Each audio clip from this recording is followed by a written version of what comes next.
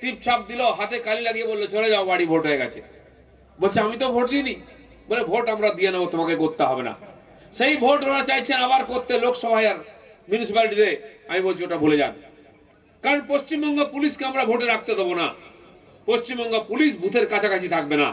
দিল্লির paramilitary force আসবে, আধা সামরিক বাহিনী আসবে, সেন্ট্রাল ফোর্স, তারা বুথে থাকবে।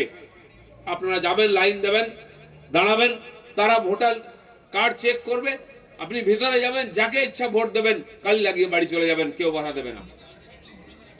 আপনার ভোট আপনি দেবেন, আপনার ভোট অন্য কেউ দেওয়ার সাহস করতে পারবে না। সেই সেন্ট্রাল ফোর্সের হাতে লাঠিও থাকবে, পিঠে বন্দুকও থাকবে, যেটা দরকার সেটা তারা ব্যবহার করবে। আর দিদির ওই গুন্ডা ভাইরা যারা তোলা তুলছে, স্মাগলিং করছে, তোলাবাজি, সিন্ডিকেট রাজ চালাচ্ছে, সন্ধ্যা হলে মহিলাদের হাত ধরে টানছে, কাপড় ধরে টানছে। দিদি বলে দুষ্টু ছেলে। দিদির ভাইরা এখন দুষ্টু হয়ে গেছে। সব দুষ্টুদের কি করে সৃষ্টি করতে হয় আমরা জানি, সেন্ট্রাল পুলিশ সেটা করবে। তারা যদি ভোটের দিন ভোট রিগিং করতে বুথে ঢোকার চেষ্টা করে, পিঠে রুলের বাড়ির দাগ নিয়ে বাড়ি ফিরতে হবে। আমি বলে দিচ্ছি, কেউ বাঁচতে পারবেন না। আমরা ত্রিপুরা স্টাইলে ভোট করব। ত্রিপুরায় যেমন ভোট করেছি, সেখানে 25 বছরের সিপিএম অত্যাচারী সরকার ছিল, ভোটে দাঁড়াতে দিত না, ভোট করতে দিত না, ভোট দিতে দিত না।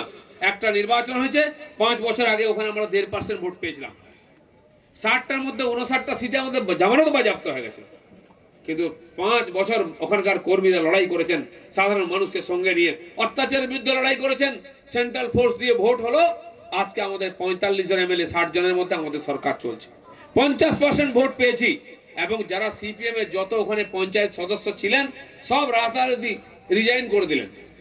ওখানে উপনির্বাচন হয়েছে, শতকরা 96টা পোস্টে কেউ নমিনেশন দিতে এলো না।